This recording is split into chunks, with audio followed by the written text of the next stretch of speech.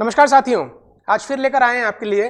Topic के नाम वही है जो कल आपको कमेंट बॉक्स में मैंने बताए थे, सिक्के, शिलालेख और जनपद से संबंधित सवाल। तो शुरू करते हैं बिना फालतू की इधर उधर बातें किए हुए, समय खराब किए हुए। पहला सवाल आपकी स्क्रीन पर, प्राचीन भारत में विराटनगर किस जनपद की राजधानी थी? Question number first, correct answer है इसका ऑप्शन ए, मत्स्य जनपद की राजधानी थी। प्राचीन भारत में विराटनगर जो था वो मत्स्य जनपद की राजधानी थी। क्वेश्चन नंबर टू, अर्जुनायन जाति के प्रभाव क्षेत्र में सम्मिलित प्रांत कौन से हैं? क्वेश्चन नंबर टू, अर्जुनायन, देखिए शिवी है, मालव है, अर्जुनायन है, योधे है, ये वो दक्षिण पंजाब की रहने वाली जातियां थी जो गणतंत्री जातियां थी। ये बेसिकली जो सिकंदर के आक्रमण के बाद ये राजपूताना क्षेत्र में आ गई और अलग अलग क्षेत्र में इन्होंने अपनी रियासतों की स्थापना की। तो उनमें से ये जाति अर्जुनायन ने राजस्थान के किस क्षेत्र में आकर अपने राज्य की स्थापना की? इसका आपको आंसर देना है। तो अर्जुनायन जाति का क्षेत्र था पूर्वी राजस्थान, और पूर्वी राजस्थान में इसमें केवल एक ही ऑप्शन दे रखा है, अलवर और भरतपुर प्रांत। तो option D is the right answer. ठीक है, नेक्स्ट क्वेश्चन आपकी स्क्रीन पर है, बौद्ध साहित्य अंगुत्तर निकाय में उल्लेखित 16 महाजनपदों से संबंधित राजस्थान के जनपद थे। इसका आपको सही आंसर देना है। बौद्ध साहित्य अंगुत्तर निकाय में उल्लेखित 16 महाजनपदों से संबंधित राजस्थान के जनपद थे। तो देखिए, राजस्थान में कई सारे जनपद थे, लेकिन इन 16 महाजनपद से संबंधित अगर अपन बात करें तो उससे संबंधित राजस्थान में केवल 4 जनपद ही थे। कौन कौन से 4 जनपद? तो एक तो था मत्स्य, एक था शूरसेन, एक था कुरु और एक था अवंती। तो देखिए आप, ये ऑप्शन किसमें दे रखा है? मत्स्य, शूरसेन, कुरु और अवंती, ये इसका करेक्ट आंसर हुआ। यहाँ ये ध्यान देने की बात है, मत्स्य जनपद जो था वो पूरी तरह से राजस्थान में ही था, इसकी राजधानी विराटनगर थी। ठीक है, जयपुर और उसका पूर्वी क्षेत्र। ठीक है, शूरसेन जनपद जो था इसकी राजधानी थी मथुरा, लेकिन राजस्थान में भरतपुर, करौली, अलवर का क्षेत्र शूरसेन से संबंधित था, कैपिटल इसकी बाहर थी। कुरु जो था वो उत्तरी राजस्थान में था, हरियाणा और उत्तरी अलवर का जो क्षेत्र आता है वो कुरु जनपद से संबंधित था, इंद्रप्रस्थ इसकी राजधानी थी। और अवंती, ये दक्षिण पूर्वी राजस्थान जिसको अपन हाड़ौती का पठार भी कहते हैं, वहां पर यह राज्य था। अवंती राष्ट्र की राजधानी जो थी वो थी अपनी उज्जैन जिसको अपन बोलते हैं। ठीक है, तो अब प्रत्यक्ष रूप से 85 और 3 अप्रत्यक्ष रूप से, लेकिन इन जनपदों का भूभाग भी कहीं ना कहीं वर्तमान राजस्थान से संबंधित था। तो हम कह सकते हैं कि 16 महाजनपद से संबंधित राजस्थान के जनपद कौन कौन से थे? तो ये 4 जनपद थे, मत्स्य, शूरसेन, कुरु और अवंती। ये चीज अपने को ध्यान रखनी है। Option D is the right answer. ठीक है, अब नेक्स्ट क्वेश्चन है आपकी स्क्रीन पर, मत्स्य जनपद का उल्लेख किसमें मिलता है? मत्स्य जनपद का उल्लेख किसमें मिलता है? बहुत अच्छा सवाल है। क्वेश्चन नंबर 4, इसका सही आंसर आपको देना है। एग्जाम में कई बार ये पूछ लेते हैं। तो ऋग्वेद में इसका उल्लेख है, बिल्कुल है, दाशराज युद्ध के संदर्भ में है, भरत वंश के राजा सुदास और 10 राजाओं का जो संग्राम हुआ था उसमें मत्स्य जनपद के राजाओं ने भी भाग लिया था। और महाभारत में भी मत्स्य जनपद का उल्लेख विराटनगर के रूप में मिलता ही है। शतपथ ब्राह्मण में भी मत्स्य जनपद का उल्लेख मिलता है। तो मत्स्य जनपद का उल्लेख किस में मिलता है? तो सभी में मिलता है। करेक्ट आंसर क्या हुआ इसका? ऑप्शन डी, ये याद रखेंगे साथियों। ठीक है, कहीं कोई चूक होने वाली बात नहीं है। मत्स्य जनपद का उल्लेख किस में मिलता है? तो ऋग्वेद में भी मिलता है, महाभारत में भी मिलता है और शतपथ ब्राह्मण में भी मिलता है। ये चीजें आपको ध्यान रखनी है। हाँ, अगर सवाल ऐसा होता कि मत्स्य जनपद का सर्वप्रथम उल्लेख किस में मिला है, मत्स्य जनपद का सर्वप्रथम उल्लेख किस में मिला है, अगर ये सवाल होता तो उस केस पे आप किस पे आंसर करते? उस केस में मत्स्य जनपद का सर्वप्रथम उल्लेख किस में मिला है? तो ऋग्वेद में मिला है। ये चीज अपने को ध्यान रखनी है। ठीक है, और ऋग्वेद में दाशराज युद्ध के संदर्भ में मिला है। पुरुषनी नदी, जिसको रावी नदी वर्तमान में कहते हैं, के किनारे युद्ध हुआ था, उस प्रसंग में मत्स्य जनपद के राजाओं का भी नाम, मत्स्य जनपद का भी नाम आता है। क्लियर? तो यहां उल्लेख सभी में मिल रहा है, लेकिन अगर बात आती है सर्वप्रथम उल्लेख की तो आप किस पे टिक करेंगे? तो ऋग्वेद पे टिक करेंगे। नेक्स्ट क्वेश्चन आपकी स्क्रीन पर है, हरिहर शर्मा की कृति नतमुख में मिहिर नाम के एक व्यक्ति को कथक नृत्य का जन्मदाता माना गया है। मिहिर का संबंध राज्य के किस जनपद से भी था? एक कथक नृत्य के बारे में मैंने YouTube पे पूरा अपलोड कर रखा है, पूरा एक एपिसोड, आप उसको देखिएगा। क्वेश्चन नंबर 5, इसका करेक्ट आंसर है मत्स्य जनपद। इसका भी आंसर क्या हो जाएगा? मत्स्य जनपद। तो मिहिर नाम का जो व्यक्ति था वो कथक नृत्य का जन्मदाता था। इस बात का उल्लेख किसने किया है? हरिहर शर्मा ने किया। हरिहर शर्मा की कौन सी पुस्तक है? तो नतमुख है। ठीक है, ये चीज अपने को ध्यान रखनी है। क्वेश्चन नंबर 6, मालव, शिवी, अर्जुनायन, योधे जातियों को गुप्त वंश के किस शासक ने अपने अधीन किया? मालव, शिवी, अर्जुनायन, योधे जातियों को गुप्त वंश के किन शासकों ने अपने अधीन किया? ये वो जातियां थी जो दक्षिण पंजाब से राजपूताना में अलग अलग क्षेत्रों में आकर बसी थी। इन शासकों इस वंश के राजाओं को या इन जातियों को गुप्त वंश के किन शासकों ने अपने अधीन किया? क्या चंद्रगुप्त प्रथम ने किया, चंद्रगुप्त द्वितीय ने किया, समुद्रगुप्त ने किया या कुमारगुप्त ने किया? ठीक है, तो इसका करेक्ट आंसर बताएंगे क्वेश्चन नंबर 6 का ऑप्शन सी, समुद्रगुप्त ने इन जातियों को अपने अधीन किया था। ये चीज अपने को ध्यान में रखनी है, बहुत ही इंपॉर्टेंट क्वेश्चन है ये। नेक्स्ट क्वेश्चन, महाभारत काल में बीकानेर व उसके आसपास के क्षेत्र को क्या कहते थे? महाभारत काल में बीकानेर व उसके आसपास के क्षेत्र को क्या कहते थे? इसका आपको करेक्ट आंसर देना है। Option C is the right answer, Jangal. Jangal देश बोलते थे भाई इसको, ठीक है। और बीकानेर के राजाओं को क्या बोलते थे? जांगलधर बादशाह बोलते थे। क्वेश्चन नंबर 8, राजस्थान में कुषाणों को संभवतः नष्ट करने में कौन सा जनपद सफल रहा था? राजस्थान में कुषाणों को नष्ट करने के लिए कुषाण वंश से इनकी लड़ाइयां हुई थी, और ये जो जनपद था उनकी लड़ाई शक शासकों से भी हुई थी। और शक शासक में नाम आता है रुद्रदामन का। रुद्रदामन भारत का पहला शासक जिसने संस्कृत में अपने अभिलेख लिखवाए थे, रुद्रदामन जो था, क्योंकि अशोक के जो शिलालेख थे वो संस्कृत में थे नहीं। बाद में गुप्त शासकों ने अपने शिलालेख किसमें लिखवाए थे? संस्कृत में लिखवाए थे। हमको इतना डिटेल में अभी नहीं जाना है। क्वेश्चन नंबर 8, राजस्थान में कुषाणों को संभवतः नष्ट करने में कौन सा जनपद सफल रहा था? इसका करेक्ट आंसर है option C. Option C is the right answer, Yodhe. Yodhe वो जातियां थी जिसको युद्धप्रिय जाति कहते हैं। उत्तरी राजस्थान में इन लोगों ने अपने सत्ता की स्थापना की थी, और कुषाणों को, उत्तरी क्षेत्र के कुषाणों को इन्होंने युद्ध में परास्त किया था और अपने राज्य की स्थापना इन्होंने की थी, ऐसा इतिहास में लिखा है। नेक्स्ट क्वेश्चन आपकी स्क्रीन पर है, निम्न में से किस जनपद ने मत्स्य जनपद पर आक्रमण करके उस पर अधिकार कर लिया था? तो आपको इसका आंसर देना है फटाफट। आप में से कोई अगर सक्षम है आंसर देने में तो आप फटाफट कमेंट बॉक्स में लिखिए। इसका करेक्ट आंसर है, करेक्ट आंसर है इसका ऑप्शन बी, चेदी। चेदी वंश के शासकों ने मत्स्य जनपद को परास्त किया और अपने अधीन लेकर आ गए। ये चेदी जनपद उन 16 महाजनपदों की लिस्ट में भी इसका नाम आता है, ठीक है। नेक्स्ट क्वेश्चन, क्वेश्चन नंबर 10, निम्न में से किस जनपद के शासकों ने मुद्राओं पर स्वास्तिक और बैल या वृषभ का साथ अंकन किया, जो प्राचीन भारत में यही देखने को मिलता है?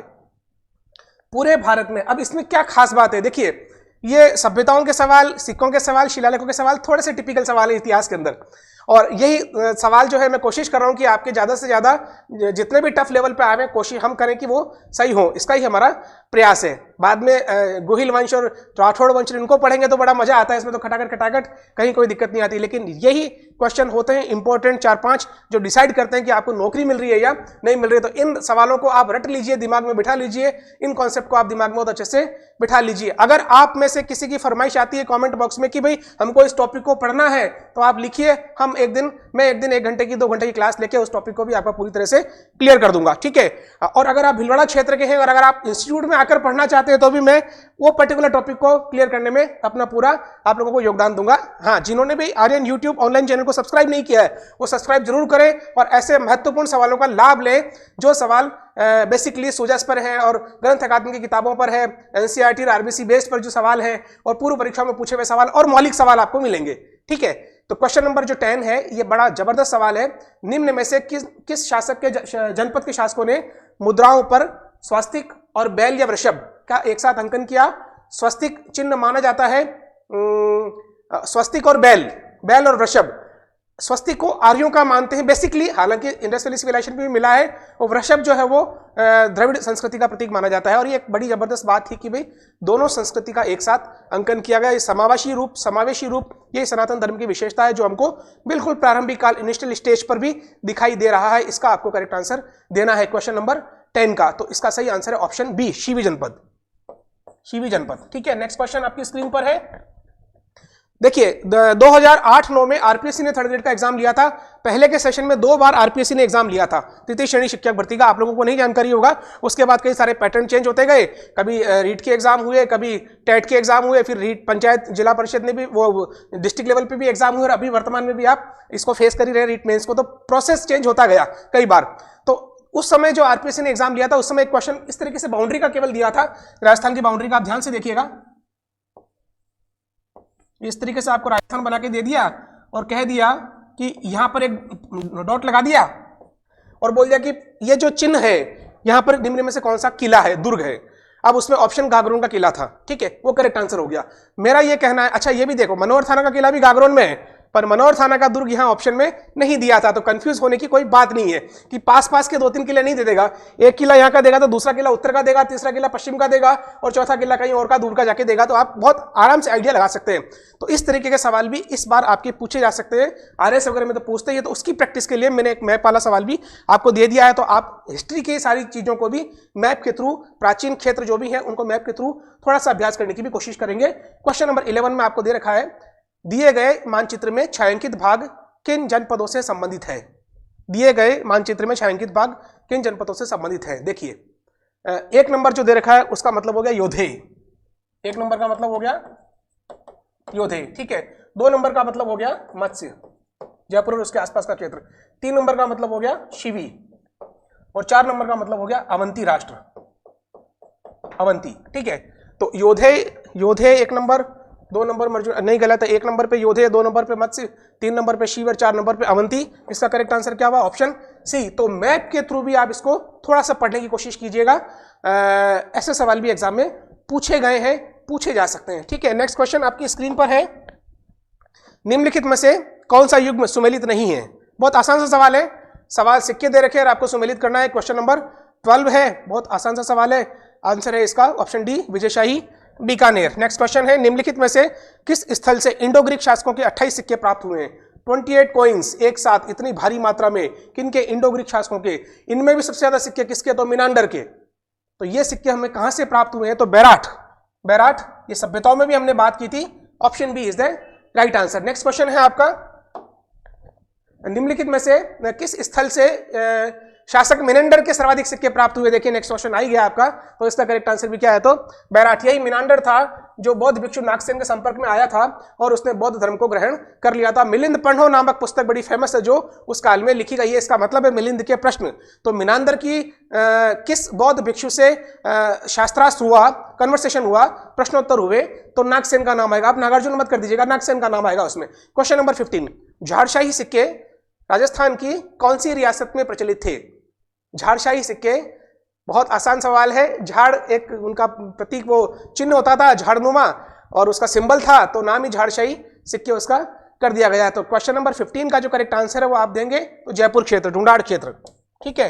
नेक्स्ट क्वेश्चन आपकी स्क्रीन पर है, अकबर ने चित्तौड़ विजय के उपरांत मेवाड़ में मुगल शासकों के सिक्के जारी किए जिन पर गा अक्षर का चिन्ह लगाया गया।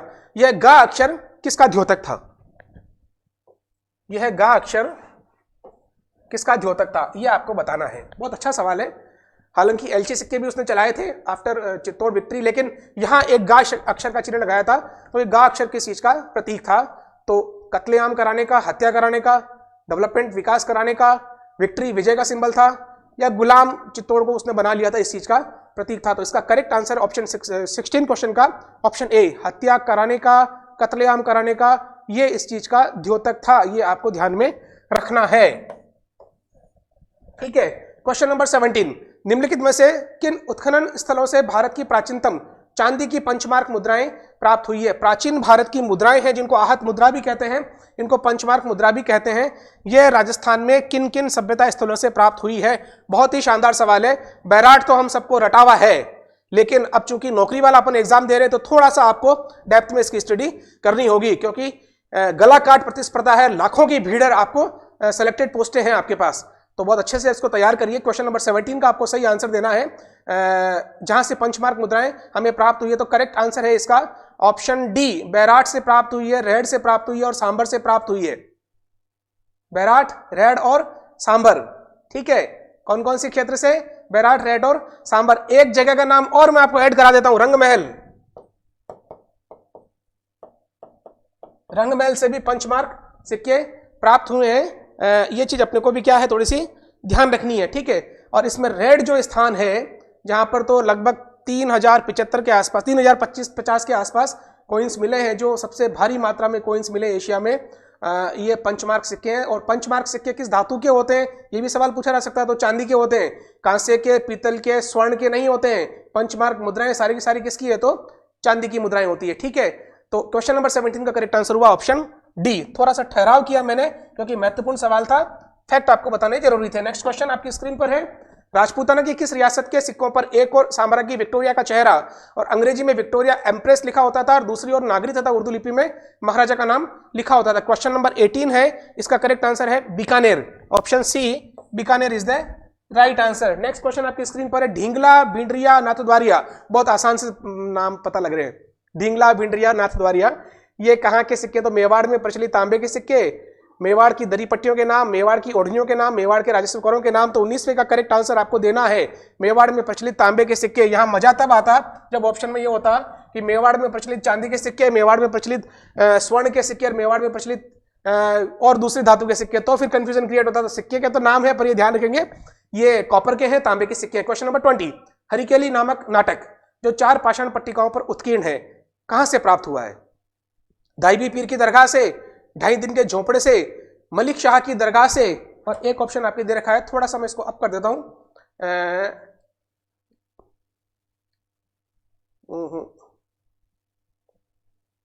चौथा जो ऑप्शन आपको दिख नहीं रहा है, तो धाइबी पीर की दरगाह, ढाई दिन का झोंपड़ा, मलिक शाह की दरगाह और दरगाह मस्जिद की दरगाह बाजार की मस्जिद। ये जो ऑप्शन डी दे रखा है वो दे रखा है दरगाह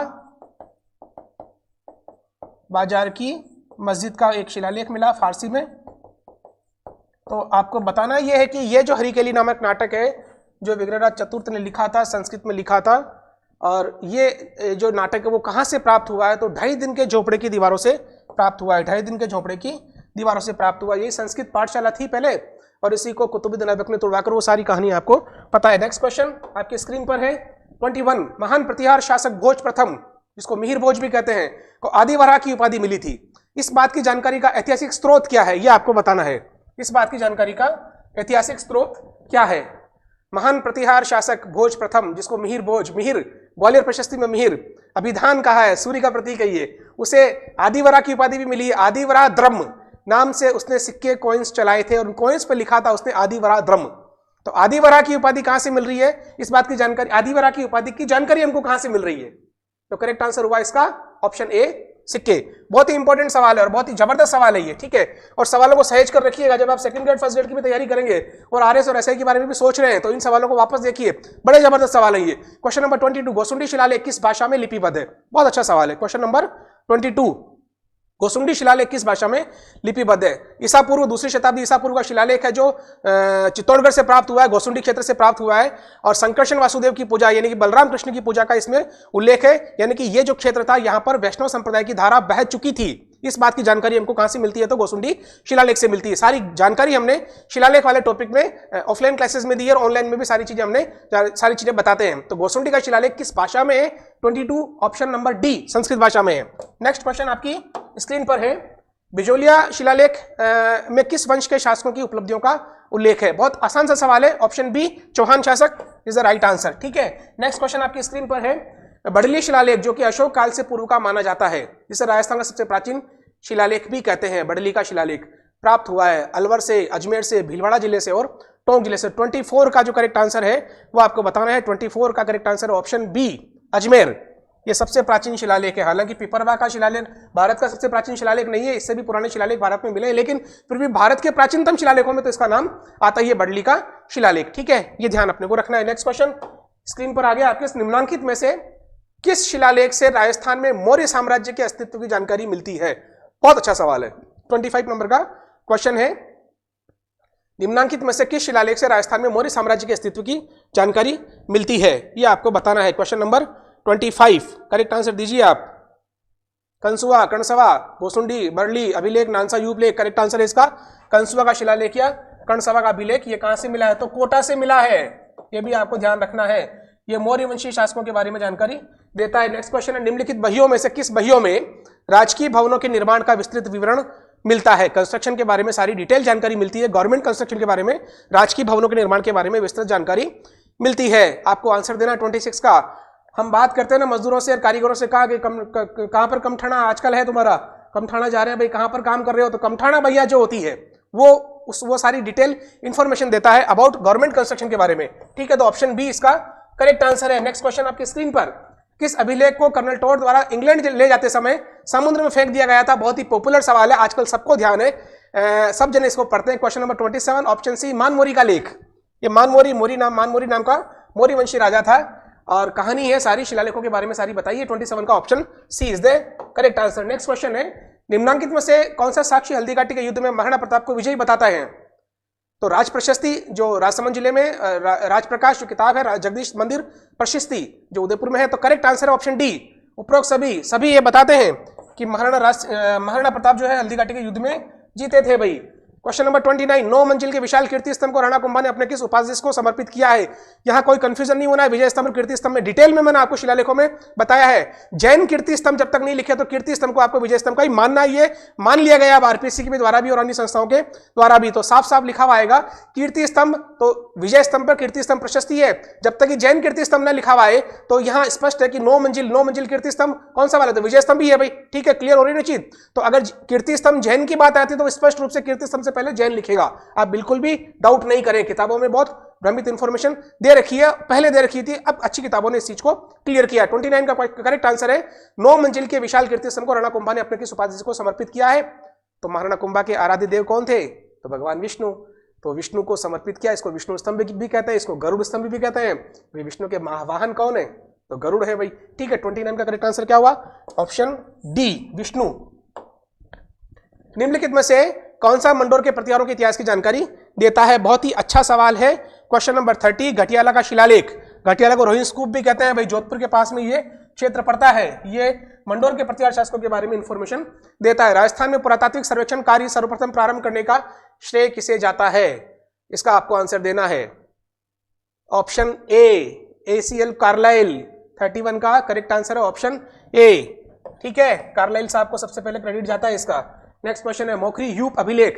यूप का मतलब क्या होता है? एक स्तंभ होता है जिसको यूप कहते हैं। यूप मतलब एक ऐसा स्तंभ जिस पर एक विशेष प्रकार के पशु को बांधने का परंपरा रही हो। उस समय ऐसा मानते हैं कि बलि देने वाले जिस पशु को बलि दी जाती थी उसको यूप पर बांधा जाता था, या उस यूप यज्ञ की स्मृति में भी यूप का या प्रस्तर स्मारक का एक निर्माण कर लिया जाता था। मोखरी यूप अभिलेख निम्न में से कहां से प्राप्त हुआ है? बड़ली, बिजालिया, बड़वा और बरनाला। क्वेश्चन नंबर 32 का करेक्ट आंसर है ऑप्शन सी बड़वा।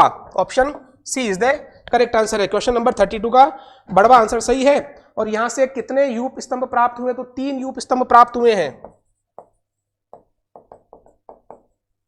अब आपको लग रहा होगा कि यार इतना डिटेल में तो क्या पूछेंगे, तो मैं आपको बताऊं पटवारी का जो एग्जाम 2016 में हुआ था उसमें यह सवाल पूछा हुआ है कि बड़वा यूप स्तंभ से कितने स्तंभ प्राप्त हुए हैं। संख्या पूछी है तो 3 यूप स्तंभ। आप पेपर को देख लीजिएगा पुराने पेपर्स में और सन को चेक कर लीजिएगा।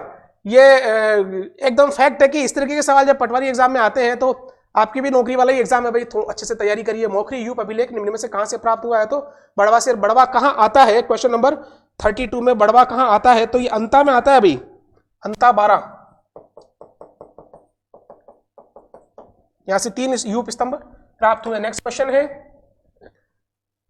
बरनाला यूप स्तंभ लेख में कितने स्तंभ प्राप्त हुए? अब ये बरनाला अलग चीज हो गई, वो अलग है। ठीक है, 33 का जो करेक्ट आंसर है 33 का जो करेक्ट आंसर है ऑप्शन ए 7।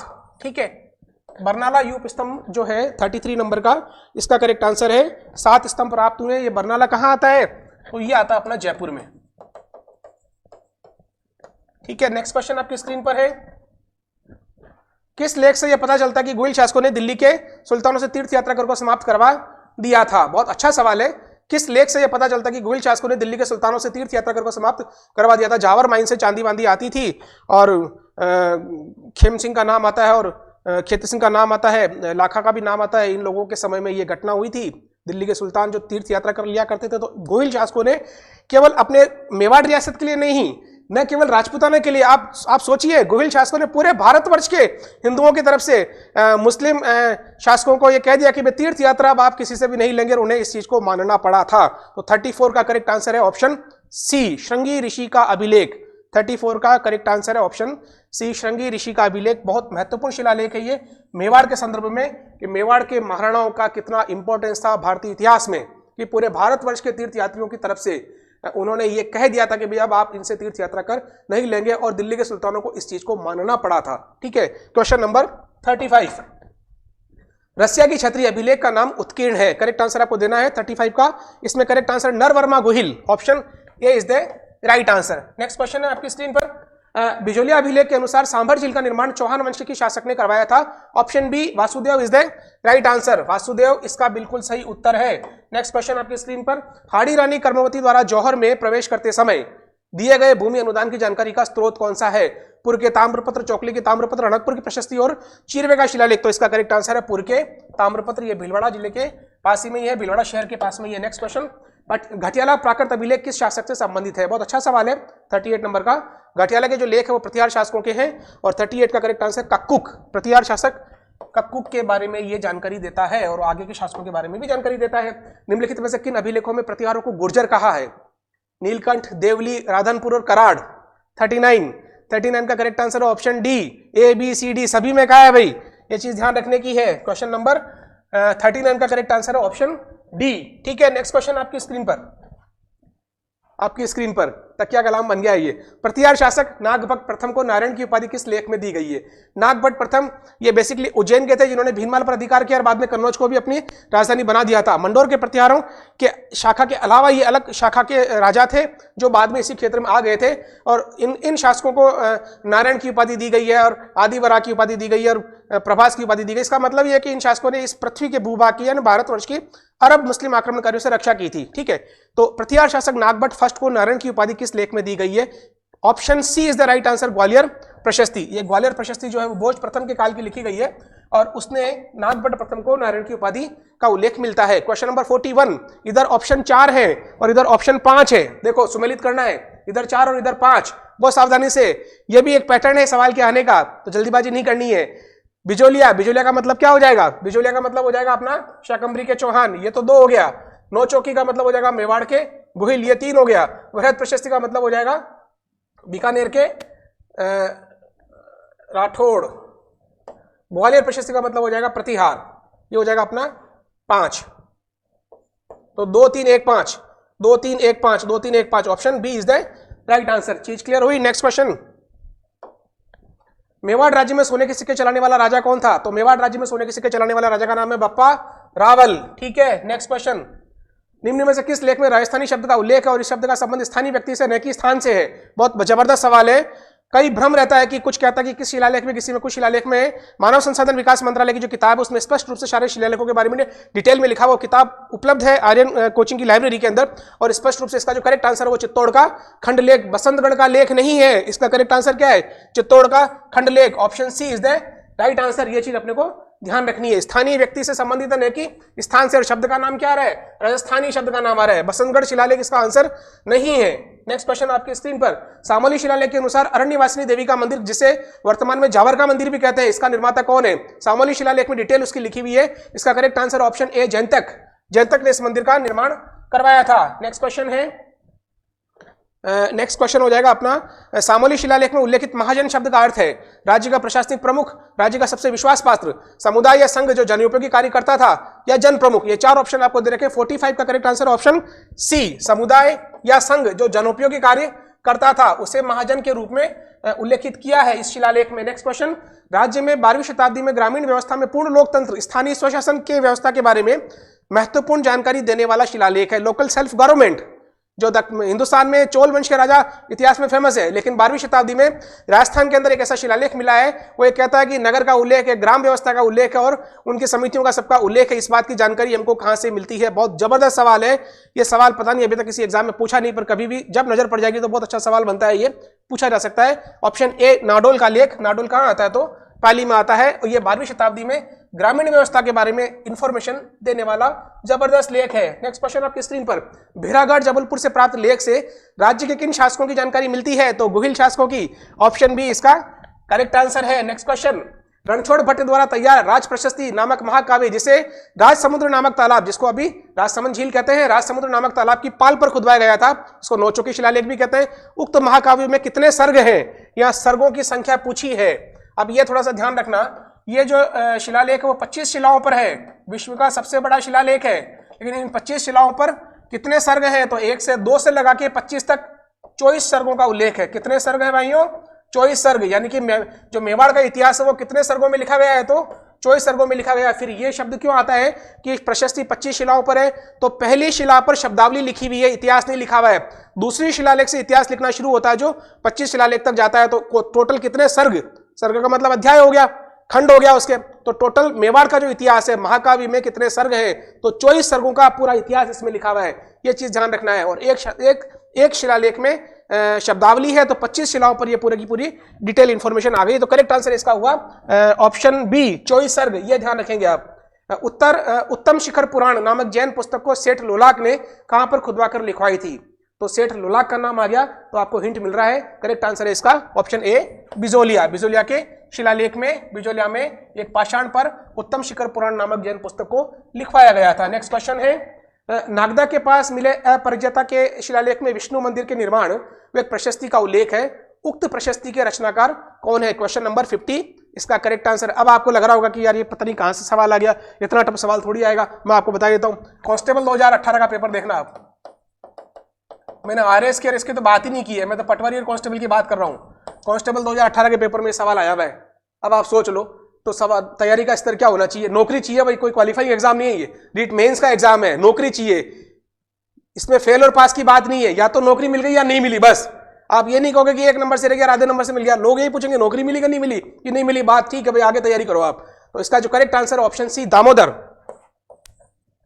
नेक्स्ट क्वेश्चन, ये आज का अंतिम सवाल है। 51 सवालों का एक प्रस्तुतिकरण आपके सामने रहा था। आहट से प्राप्त किस शिलालेख में अल्लट के मंत्रिमंडल का साथ ही अल्लट के शासनकाल का सही निर्धारण भी होता है? यानी कि आहट से ये सारे शिलालेख मिले हैं, आपने किताबों में देखा होगा कि आहट का लेख। अब आहट का कौन सा लेख है भाई, तो इसको मैं क्लियर करने के लिए इस तरीके का मैंने एक प्रश्न बनाया है। तो आहट से प्राप्त किस शिलालेख में अल्लट के मंत्रिमंडल, एक हायरार्की बनाई है, मंत्रिमंडल का पूरा उल्लेख है, नौकरशाह की इसने स्थापना की थी। हम पढ़ते हैं अल्लट के बारे में, और साथ ही यह भी क्लियर होता है कि अल्लट का एक्चुअली काल क्या था, ये भी उस काल निर्धारण का काम करता है वो शिलालेख। तो आपको इसका करेक्ट आंसर देना है कि आहट का देवकुलिका का लेख, क्या आहट का शक्ति कुमार का लेख, क्या आहट से प्राप्त सारणेश्वर प्रशस्ति, या आहट के आदिवरा मंदिर का लेख। क्वेश्चन नंबर 51 में इसका आंसर बता देता हूं, ऑप्शन सी आहट से प्राप्त सारणेश्वर प्रशस्ति। एक्चुअली ये आहट से प्राप्त हुई थी, इसे वर्तमान में सारणेश्वर क्षेत्र में लगा दिया गया है, तो ये सारणेश्वर प्रशस्ति के नाम से प्रसिद्ध है। लेकिन इसका मूल जो सोर्स है, मूल ओरिजिन जो है वो कहां से है, तो आहट से ही है। ठीक है, तो ये चीज अपने को ध्यान रखनी है। 51 का करेक्ट आंसर क्या हुआ? ऑप्शन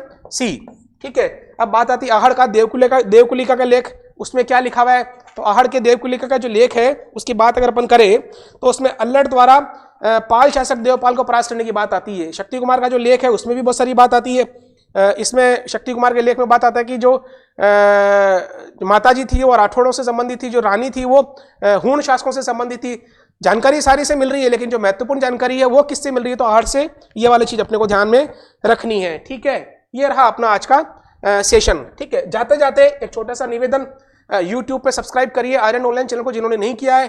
ढेर सारी शुभकामनाएं। ये पता नहीं आ की मात्रा कहाँ चली जाती है हमेशा, इसमें से एक ही मात्रा, ये लो भाई, ढेर सारी शुभकामनाएं। और BSTC RSSI foundation Rajasthan GK के बैच स्टार्ट हो गए हैं। कंप्लीट जीके मैं पढ़ाऊंगा आपको भिलोड़ा सेंटर पर, आर्यन टावर बड़ा चौराहे पर जो है। और जिन्होंने सब्सक्राइब नहीं किया है तो वो सब्सक्राइब करें और शानदार सवालों का लाभ उठाते रहे। ठीक है, थैंक यू वेरी मच।